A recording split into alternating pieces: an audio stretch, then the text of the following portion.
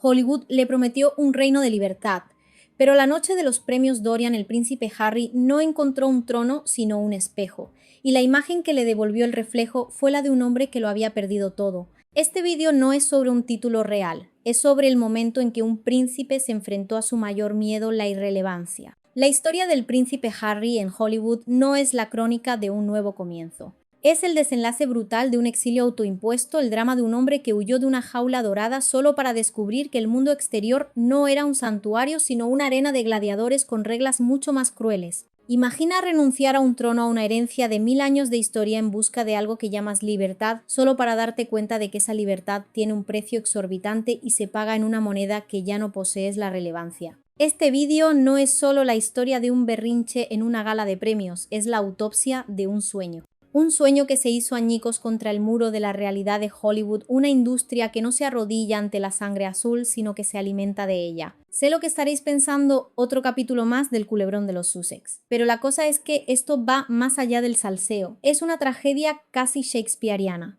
Un príncipe despojado no por un usurpador, sino por sus propias decisiones, que vaga por un reino extranjero exigiendo un respeto que cree merecer por derecho de nacimiento. Pero ¿qué pasa cuando ese derecho ya no significa nada? ¿Quién es el verdadero arquitecto de su caída? ¿Es él un niño roto que nunca superó sus traumas? ¿Es la maquinaria implacable de Hollywood que encumbra ídolos para luego devorarlos? ¿O es el fantasma de la mujer por la que lo dejó todo, una estratega brillante que ahora observa desde la distancia cómo se quema el último puente de su marido? Vamos a retroceder al inicio de esta noche fatídica, porque antes de ser el hazmerreír de las redes, Harry fue un hombre con un plan que estaba condenado al fracaso desde el primer momento. Para entender la magnitud del desastre, debemos invocar el concepto de la disonancia cognitiva, esa tensión interna que sentimos cuando nuestras creencias más profundas chocan con la realidad. Harry creía genuinamente que podía exportar su estatus real al ecosistema de Hollywood. Pensaba que la fama, como la realeza, era un activo transferible, un error fatal. Como diría el psicólogo social Leon Festinger, cuando nos enfrentamos a esta disonancia, o cambiamos nuestra creencia o cambiamos nuestro comportamiento. Harry, incapaz de aceptar que su corona ya no tenía valor, intentó forzar a la realidad a que se doblegara ante su creencia. El resultado fue una implosión psicológica televisada en directo. La noche de los premios Dorian no fue un incidente aislado, fue el clímax de una larga cadena de errores de cálculo. El príncipe creía que estaba jugando una partida de ajedrez, pero Hollywood juega al póker. Y él, sin saberlo, había mostrado todas sus cartas, su necesidad de validación, su fragilidad, su desconexión con el nuevo mundo que pretendía conquistar.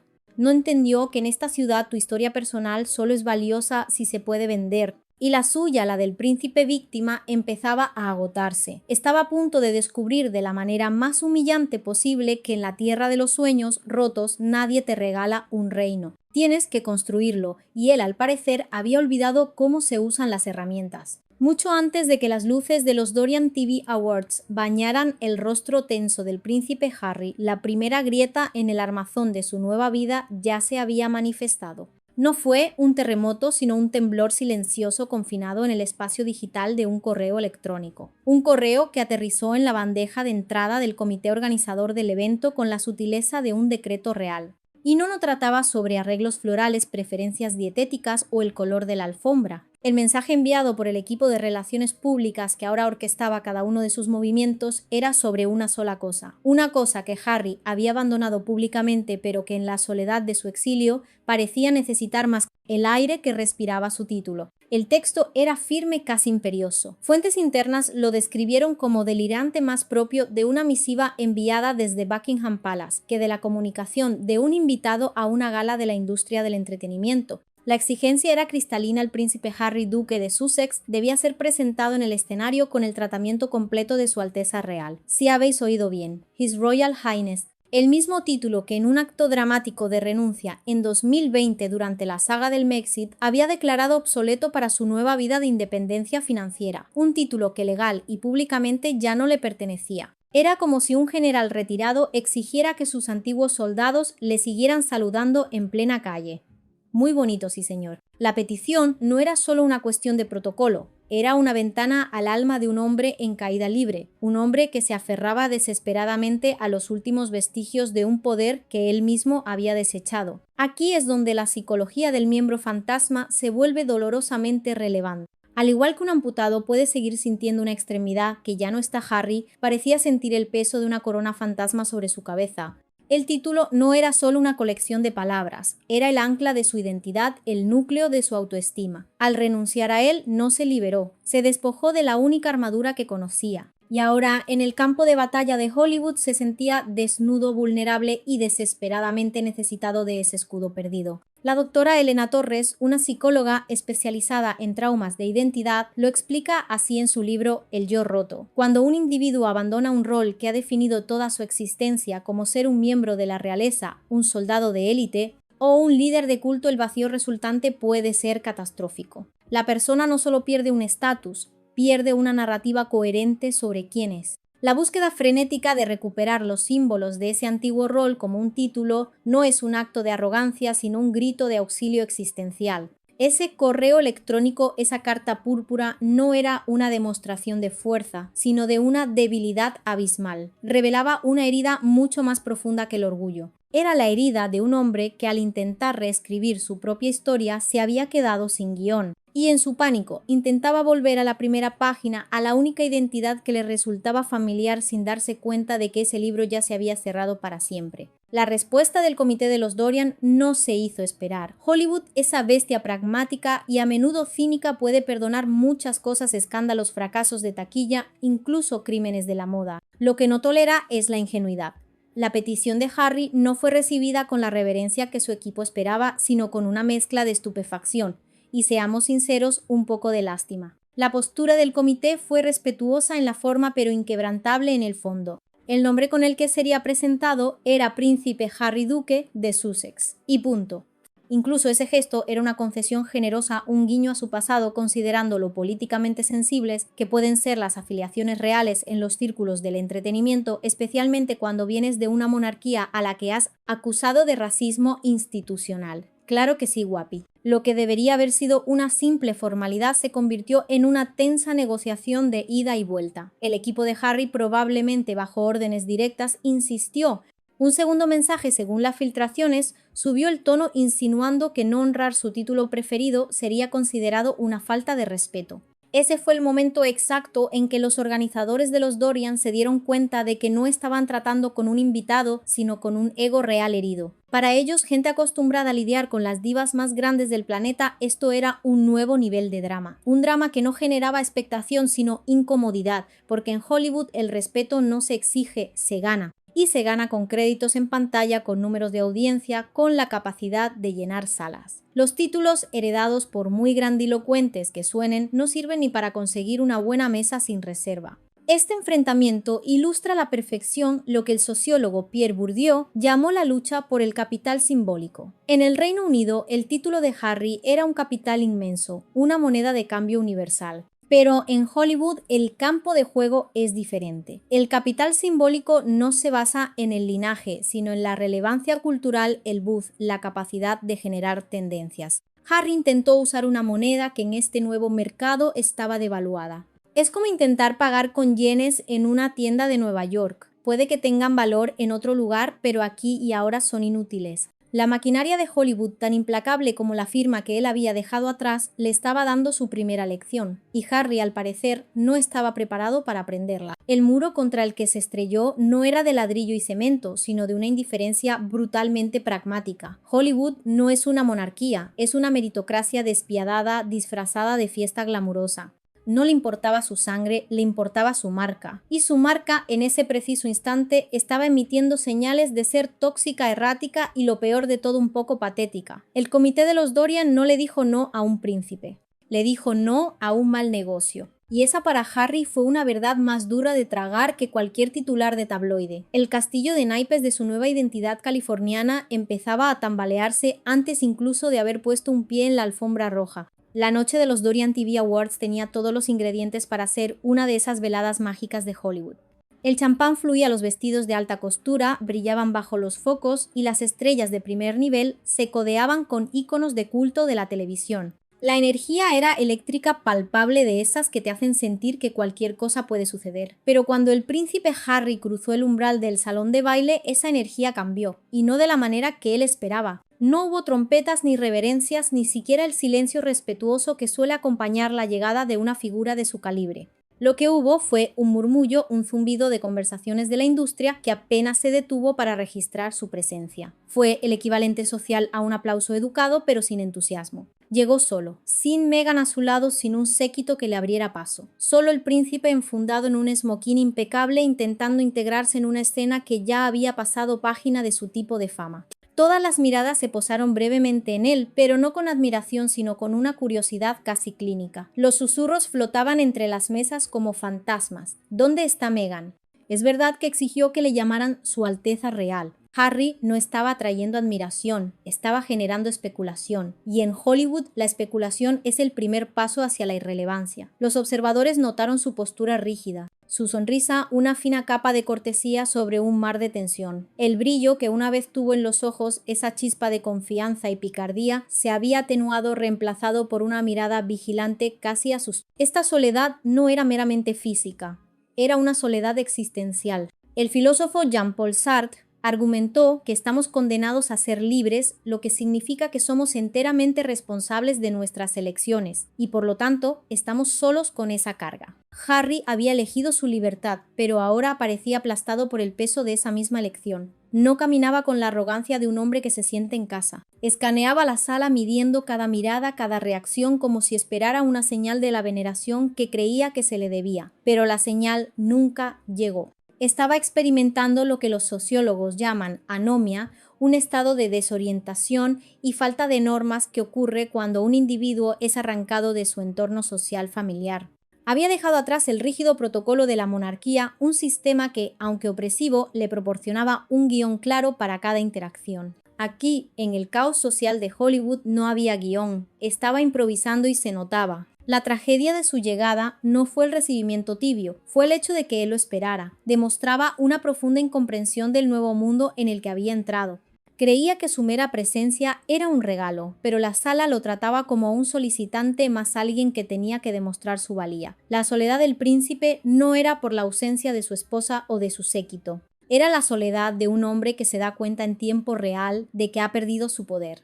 La soledad de un rey que descubre que su corona es invisible para todos menos para él. Antes de que decidieras marcharte en busca de tu libertad, antes de que renunciaras a tus deberes reales, pero quisieras conservar el pastel de tus títulos para poder explotarlos, eras otra persona, Harry. Eras un capitán del ejército, un hombre con una misión. Ahora, en medio de ese salón de Hollywood, parecías un soldado sin regimiento, un rey sin reino. Tu cuerpo hablaba un idioma que tu sonrisa forzada intentaba ocultar. Los hombros tensos, la espalda recta, como una vara, los ojos moviéndose de un lado a otro. No era la postura de un invitado de honor, era la de un animal acorralado. El campo de la kinésica o el estudio del lenguaje corporal nos enseña que el cuerpo no miente. Expertos como Joe Navarro, un ex agente del FBI, han escrito extensamente sobre cómo el sistema límbico de nuestro cerebro responsable de las emociones controla nuestras reacciones no verbales de forma inconsciente. La postura de Harry esa noche era un libro abierto de señales de estrés y amenaza. La rigidez, conocida como respuesta de congelación, es una reacción primitiva al peligro. Los hombros encogidos son un intento de hacerse más pequeño, de proteger los órganos vitales. Y el escaneo constante de la sala, un comportamiento hipervigilante, es típico de alguien que se siente en territorio hostil, anticipando un ataque desde cualquier flanco. Esto no era una gira real ni una recepción en palacio. Esto era West Hollywood, un lugar donde la fama se gana cada noche, no se hereda al nacer. Un lugar donde el estatus es tan efímero como un éxito de taquilla y todo el mundo busca la próxima gran historia. Y esa noche, Harry, tú no eras la estrella del espectáculo. Eras un personaje secundario en una trama que no controlabas, un invitado incómodo en una sala llena de gente a la que no le importaban las coronas, solo el contenido. Y el único contenido que estabas generando era tu propia e incómoda vulnerabilidad. La gente no veía a un príncipe rebelde, veía a un hombre fuera de lugar, un pez de agua salada asfixiándose en una pecera de agua dulce. La tragedia era visible para cualquiera que se molestara en mirar más allá del esmoquín de marca. El príncipe se había quitado la armadura, pero al hacerlo había quedado completamente desnudo ante sus enemigos. En el cuento de Hans Christian Andersen, el traje nuevo del emperador. El emperador desfila desnudo, creyendo que lleva un traje invisible para los necios. Harry, de manera similar, desfilaba por Hollywood creyendo que su título invisible aún lo vestía de poder. Pero, a diferencia del cuento, no fue un niño quien gritó la verdad. Fue el silencio colectivo de una sala llena de adultos pragmáticos lo que le hizo darse cuenta de golpe de que estaba completamente desnudo. El frío que sintió en ese momento no venía del aire acondicionado, venía del terrorífico abismo de su propia irrelevancia. El salón de baile bullía, las copas chocaban, las risas resonaban, y el anfitrión subió al escenario con esa naturalidad encantadora que solo hizo que lo que vino después fuera aún más brutal. Llegó el momento de anunciar la presencia del príncipe Harry, un instante que él claramente creía que cimentaría su estatus en esa sala. Se irguió en su silla preparándose para su momento real.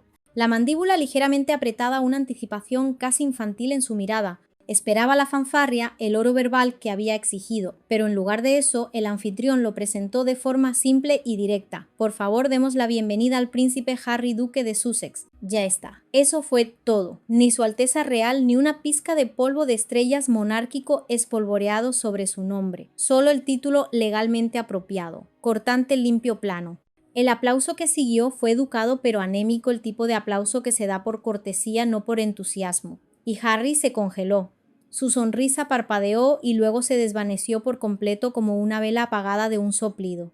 Durante 5 segundos completos, que en el tiempo de la televisión se sienten como una eternidad, no se movió, no parpadeó. Simplemente se quedó allí sentado con la mandíbula tan apretada que parecía que iba a romperse, como si intentara procesar la ofensa, la humillación pública que acababa de sufrir. A su alrededor la sala se silenció. El murmullo se convirtió en un silencio denso y pesado. La incomodidad se podía cortar con un cuchillo. En la antigua Roma, los emperadores podían condenar a un gladiador a la muerte con un simple gesto del pulgar hacia abajo. Esa noche el anfitrión de los Dorian, sin saberlo, realizó un acto similar. La omisión de esas 3 palabras, Su Alteza Real, no fue un simple olvido, fue un veredicto, fue la declaración pública y definitiva de que en este nuevo reino su antiguo poder no significaba nada. Cada palabra no dicha era un martillazo en el clavo de su ataúd social. El silencio que siguió al anuncio no era un silencio de respeto, sino de shock. Era el tipo de silencio que precede a un accidente de coche cuando todos ven lo que va a pasar, pero nadie puede detenerlo.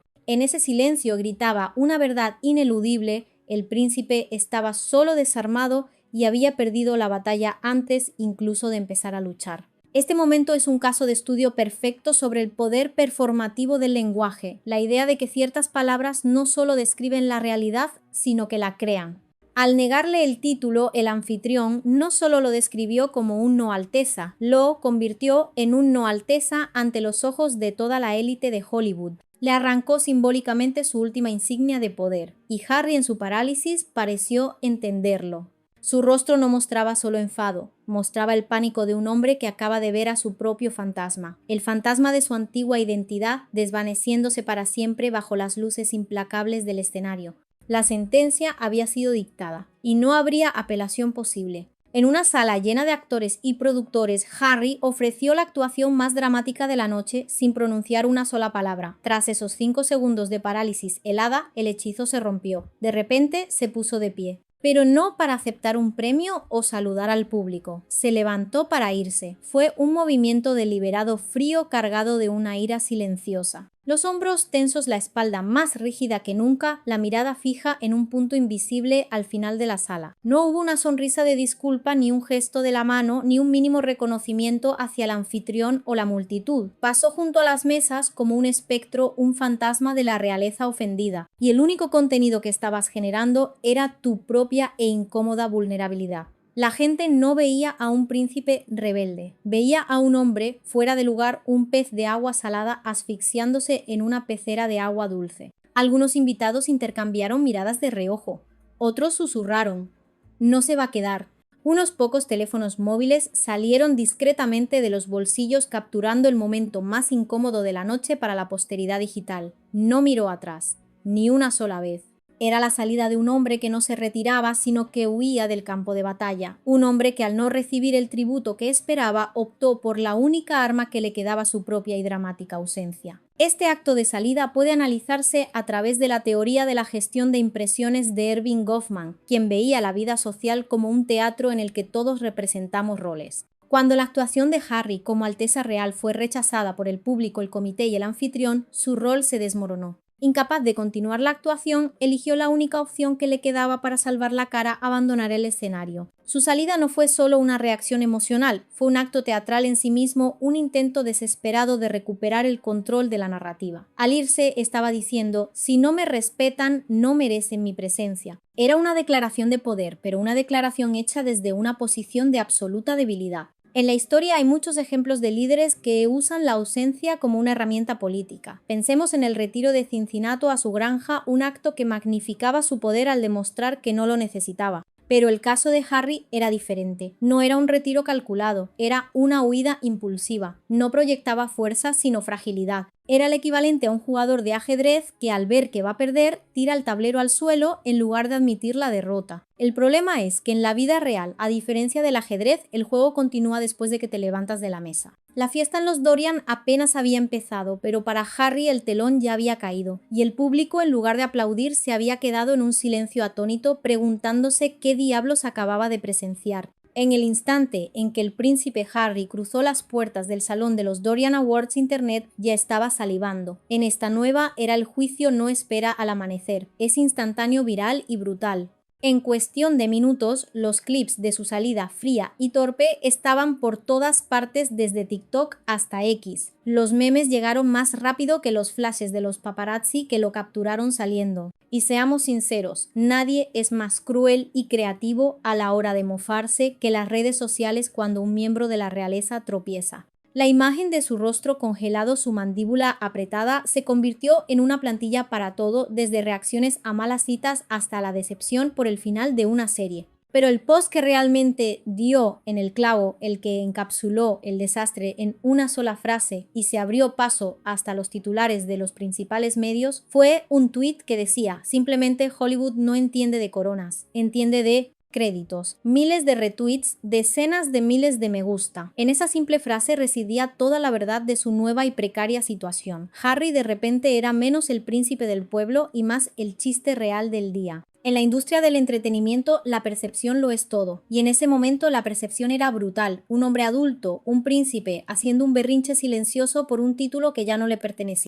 Este fenómeno es lo que el teórico de los medios, Marshall McLuhan, podría haber llamado un ejemplo perfecto de la aldea global. La humillación de Harry no fue un evento local, fue un espectáculo global instantáneo.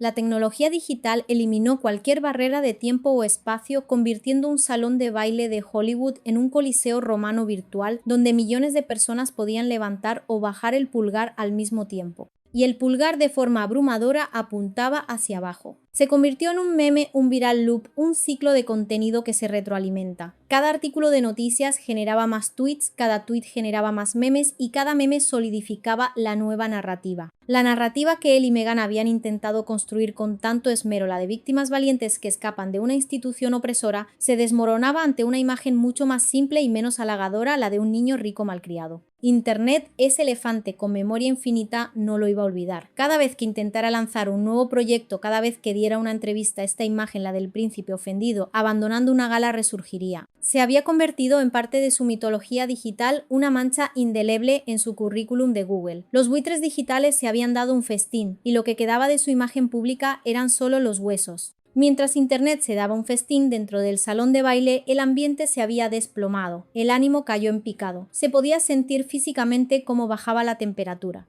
Un momento antes los invitados sorbían cócteles y discutían casualmente sobre acuerdos de streaming. Al siguiente se inclinaban unos hacia otros, susurrando furiosamente sobre lo que acababa de pasar. Algunos se quedaron mudos atónitos. Otros intentaron que la noche siguiera su curso riendo un poco más alto de lo normal o fingiendo que no acababan de presenciar a un miembro de la realeza abandonar la sala enfurecido. Pero honestamente todo el mundo se había dado cuenta. Los ojos se movían de un lado a otro, los cuellos se estiraban y la conversación había cambiado de rumbo. Ya nadie hablaba de premios, hablaban de él. Un actor de primera fila, claramente divertido y con una copa de más, levantó su vaso y bromeó. Parece que los Dorian han conseguido lo que Buckingham no pudo decirle que no. Su mesa estalló en carcajadas, pero no a todo el mundo le hizo gracia. Varios productores estaban visiblemente incómodos. Para ellos esto no era un chisme, era un desastre de relaciones públicas desarrollándose en tiempo real en su propia fiesta. En Hollywood el silencio no dura mucho. Y aunque la silla de Harry estaba vacía, su presencia se cernía sobre la sala más grande que nunca, no como un respetado miembro de la realeza, sino como un ejemplo de lo que ocurre cuando el derecho de cuna se encuentra con una sala llena de gente poderosa a la que no le interesa el drama a menos que se pueda empaquetar y vender. Este fenómeno se conoce en psicología social como contagio emocional. Las emociones, especialmente las negativas y de alta intensidad como la incomodidad y el shock, pueden propagarse a través de un grupo como un virus. La salida de Harry actuó como el paciente cero, infectando instantáneamente a toda la sala. La atmósfera de celebración se evaporó reemplazada por una nube de tensión y morbo. Cada risa forzada, cada conversación susurrada eran síntomas de este contagio. La gente ya no estaba simplemente en una gala, estaban participando voluntaria o involuntariamente en el drama. El eco de esa puerta cerrada resonó más que cualquier aplauso. Creó un vacío que fue inmediatamente llenado por la especulación. Era un berrinche, una declaración política, un colapso nervioso. La ambigüedad del acto lo hizo aún más potente. Dejó que la imaginación de todos corriera libremente, y en Hollywood la imaginación tiende a inclinarse hacia el guión más dramático posible. El silencio en la sala no era ausencia de sonido, era el sonido de cientos de personas reescribiendo la historia de Harry en sus cabezas, transformándolo de un príncipe rebelde a una figura trágica o peor aún a una broma costosa. Su silla vacía se convirtió en el símbolo más elocuente de la noche, un trono abandonado, no en un palacio lejano, sino en el corazón mismo del reino que había venido a conquistar. Detrás de la fachada de normalidad que el anfitrión intentaba mantener en el escenario, el caos reinaba. Los organizadores del programa se movieron rápidamente para estabilizar el barco. El profesionalismo del presentador, que continuó como si nada hubiera pasado, era una fina capa de barniz sobre una madera que se estaba agrietando. La tensión persistía en el aire como un perfume rancio. Los miembros del personal corrían de un lado a otro intentando evitar filtraciones, pero ya era demasiado tarde. El genio ya había salido de la botella y estaba publicando en Instagram. Al final de la noche, los invitados ya habían enviado mensajes de texto a sus agentes, estilistas y contactos en los medios. La historia no era solo Harry se fue, sino Harry hizo una escena por su título. Cada detalle, desde la mandíbula apretada hasta la falta de contacto visual, se relataba con el tipo de precisión dramática que solo los narradores de Hollywood poseen. Mientras tanto, el equipo de Harry, el mismo que había enviado el correo inicial, se encontraba en una situación imposible. ¿Cómo se gestiona una crisis como esta? Emitir un comunicado, negarlo todo, culpar a la prensa. Cualquier movimiento sería analizado, diseccionado y probablemente ridiculizado. La maquinaria que él había contratado para construir su marca en Estados Unidos ahora se enfrentaba a la tarea de limpiar los escombros de su propia demolición. Aquí entra en juego el concepto de la espiral del silencio propuesto por la politóloga Elizabeth Noel Neumann. Esta teoría sostiene que las personas tienden a no expresar sus opiniones si sienten que son minoritarias por miedo al aislamiento. El equipo de Harry se enfrentaba a una espiral del silencio en su contra. La opinión pública, tanto en la sala como en Internet, se había solidificado tan rápidamente que cualquier intento de ofrecer una contranarrativa fue un malentendido, estaba indispuesto, sería recibido con escepticismo y burla. La percepción de que había actuado como un niño mimado era ya la opinión dominante. Intentar cambiarla sería como intentar detener un tsunami con un cubo de playa. El control de daños se convirtió en una operación de contención. Ya no se trataba de ganar, sino de minimizar las pérdidas. La primera regla de la gestión de crisis es: si no puedes controlar la historia, al menos intenta controlar el flujo de información. Se dice que el equipo de los Sussex pasó la noche llamando a editores y periodistas de confianza, no para negar la historia, sino para intentar suavizarla, para añadir contexto. Pero era una batalla perdida. La historia era demasiado jugosa, demasiado simple, demasiado perfecta en su trágica ironía. Se habían convertido sin quererlo en los protagonistas de su propia serie de desastres y este episodio, el piloto, había sido un éxito rotundo de audiencia. El problema era que ellos no eran los productores, eran el producto dañado. Mientras la noche se deshacía y la dramática salida de Harry acaparaba todos los focos, una pregunta resonaba más fuerte que cualquier aplauso. ¿Dónde estaba Meghan? Su ausencia no era solo notoria, era ensordecedora. Mientras Harry se enfurruñaba bajo las luces del escenario de los Dorian, Meghan no estaba por ningún lado. Ni equipo de estilistas, ni sesión de fotos de enfoque suave, ni una aparición de última hora para calmar la tormenta. Y en Hollywood ese silencio habla por sí solo. El equipo de los Sussex citó más tarde compromisos previos como la razón de su ausencia. Pero no nos engañemos. Estos eran los Dorian TV Awards, no un podcast grabado en un garaje. ¿Esto era visibilidad, networking, relevancia? Para una mujer que convirtió una boda real en un momento de moda global, saltarse una gala de la industria era como mínimo revelador. Los susurros empezaron a circular casi de inmediato. ¿Y se estaba distanciando Meghan de las consecuencias que sabía que se avecinaban? ¿Había habido un desacuerdo tras bambalinas sobre la estrategia a seguir? ¿Y esta era la teoría más cínica y por tanto la más popular en Hollywood? ¿Era este un movimiento calculado, dejar que Harry se estrellara solo para poder emerger ella como la parte razonable, la profesional, la que realmente entendía cómo funcionaba el juego? La narrativa de ellos contra el mundo se estaba fracturando. Empezaba a aparecer más cada uno por su lado. La imagen de Harry solo y vulnerable contrastaba brutalmente con la ausencia estratégica de su esposa. No parecía un frente unido. Parecía un hombre abandonado a su suerte en el momento de mayor necesidad. En la teoría de juegos esto se conoce como el dilema del prisionero, donde dos cómplices al ser interrogados por separado deben decidir si cooperar entre sí o traicionar al otro para obtener una sentencia menor. Aunque no estamos hablando de un crimen, la dinámica es similar. Meghan al ausentarse podría haber estado jugando su propia partida. Al no estar presente no quedaba salpicada por el desastre.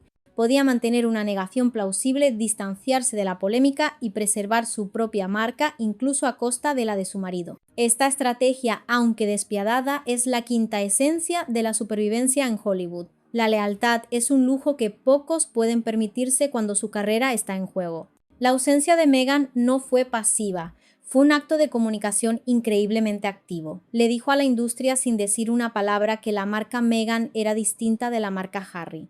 Le dijo a los productores y a los estudios que ella seguía siendo una entidad viable, una profesional con la que se podía trabajar independientemente de los impulsos autodestructivos de su marido. La pregunta ya no era solo ¿dónde estaba Meghan? La pregunta ahora era ¿cuánto tiempo más va a seguir estando al lado de un barco que se hunde tan espectacularmente? En una ciudad que funciona a base de apuestas multimillonarias sobre la imagen y la marca, el arrebato de Harry no fue visto como un acto de rebeldía empoderada, sino como una señal de inestabilidad. Y la inestabilidad es veneno para la taquilla. Las consecuencias no se hicieron esperar. Productores, directores de casting y ejecutivos de estudios que habían estado cortejando discretamente a los Sussex empezaron a dar marcha atrás. Una importante plataforma de streaming que, según se rumoreaba, estaba desarrollando una docuserie centrada en la pareja, puso el proyecto en pausa indefinida. En el lenguaje de Hollywood, pausa indefinida es el beso de la muerte. Un informante de una poderosa agencia de talentos lo expresó sin rodeos. Puedes trabajar con divas o puedes trabajar con duques, pero si ambos vienen en el mismo traje, es un no rotundo. El truco de Harry, su arrebato por un título perdido, se sintió desordenado. No fue audaz, no fue provocador, fue simplemente inestable.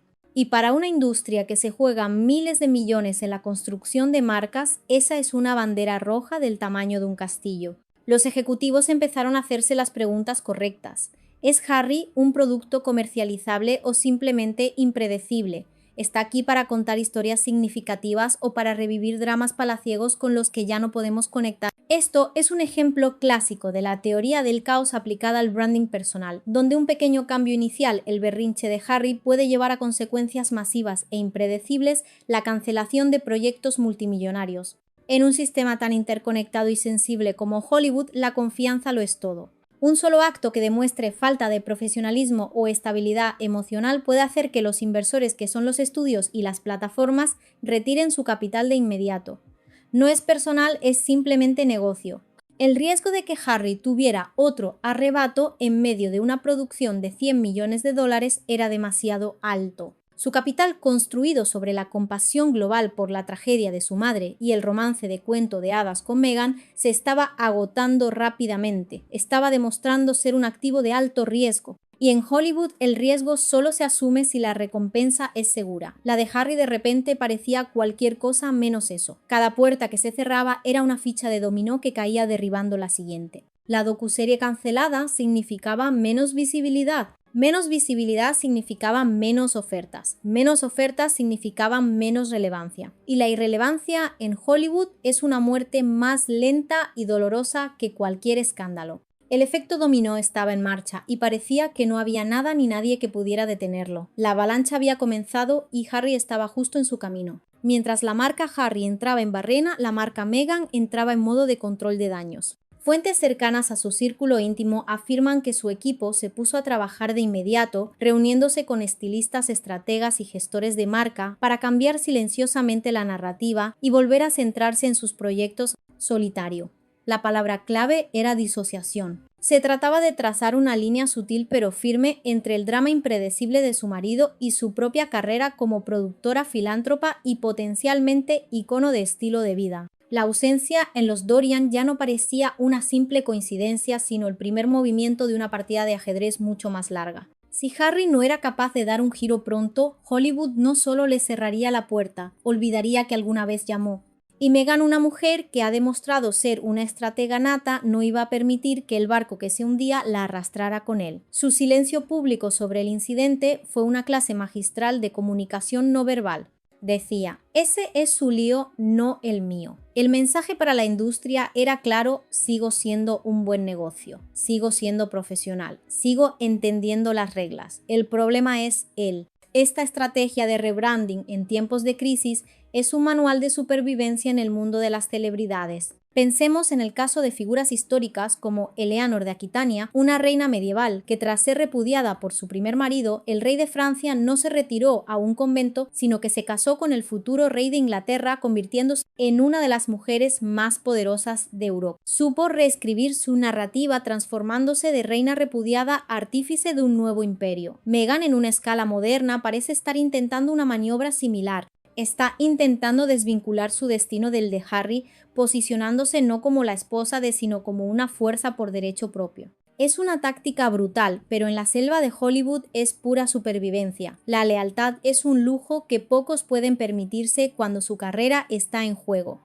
La imagen de la pareja unida contra la adversidad, la que vendieron a Oprah y al mundo, se estaba disolviendo en tiempo real, revelando a dos individuos con agendas cada vez más divergentes. El arte de cambiar de barco cuando el tuyo se está hundiendo es tan antiguo como la navegación misma, y Meghan al parecer es una marinera experta. Mientras Harry se ahogaba en las turbulentas aguas de su propio ego, ella ya estaba oteando el horizonte en busca de un puerto más seguro. Y en esa búsqueda la lealtad conyugal parecía ser un peso extra que estaba más que dispuesta a arrojar por la borda. El arrebato de Harry no solo tuvo eco en los pasillos de Hollywood, resonó con fuerza en la opinión pública. La prensa, que en su día se había congregado a su alrededor como un ejército protector, ahora afilaba sus cuchillos. Page Six calificó el numerito de vergüenza real. The Guardian, en un tono más analítico, se preguntó si Harry era adicto al mismo sistema del que afirmaba haber huido. Y las redes sociales, como ya hemos visto, fueron absolutamente despiadadas. Un usuario escribió: imagina dejar la monarquía solo para mendigar un título en Hollywood. Comportamiento de payaso.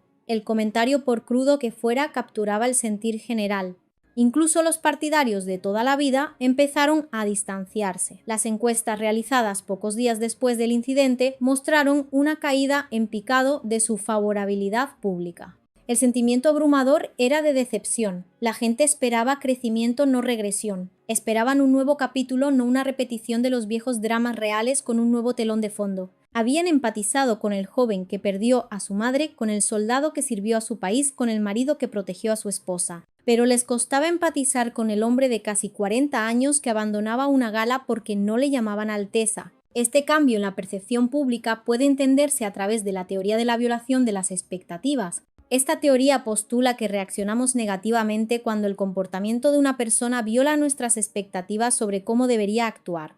El público esperaba que Harry, tras su liberación, se comportara con madurez, humildad y un enfoque en sus nuevas causas. En cambio, su comportamiento fue percibido como infantil, arrogante y centrado en sí mismo. Esta violación de las expectativas generó una respuesta emocional negativa, la decepción. Ya no era el héroe trágico de la narrativa, se estaba convirtiendo en el antihéroe. La compasión tiene un límite. y Harry parecía estar haciendo todo lo posible por encontrarlo. El aura de víctima trágica se estaba desvaneciendo, reemplazada por la de un hombre que parecía incapaz de escapar de sus propios demonios, culpando al mundo por problemas que él mismo parecía crear. El público le había dado un cheque en blanco de buena voluntad basado en su historia pasada. Pero cada nuevo error, cada nueva queja, cada nueva demostración de privilegio iba restando saldo a esa cuenta. Y ahora la cuenta estaba peligrosamente cerca de quedarse en números rojos. La decepción no era solo enfado, era tristeza. La tristeza de ver a alguien con tanto potencial desperdiciarlo en batallas insignificantes. La tristeza de ver a un príncipe que podría haber sido un rey en el mundo de la filantropía reducirse a un simple peón en el tablero de ajedrez de su propio ego.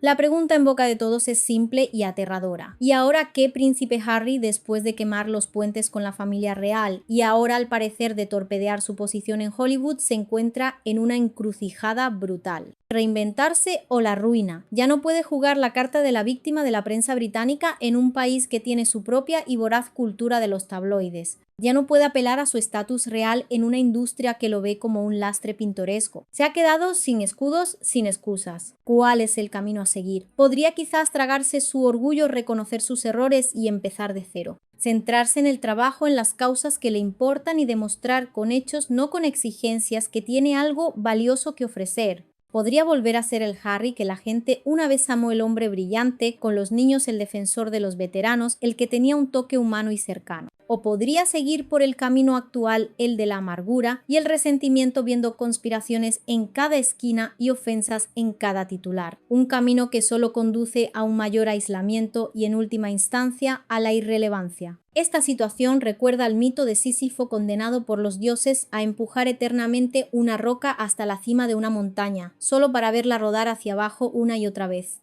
Harry parece estar atrapado en su propia versión de este mito. Cada vez que intenta construir una nueva vida, una nueva identidad, su pasado, sus traumas y sus propios errores hacen que la roca vuelva a rodar hasta el fondo. La pregunta es si tiene la fuerza o la humildad para empezar de nuevo una vez más, o si simplemente se dejará aplastar por la roca en su próxima caída.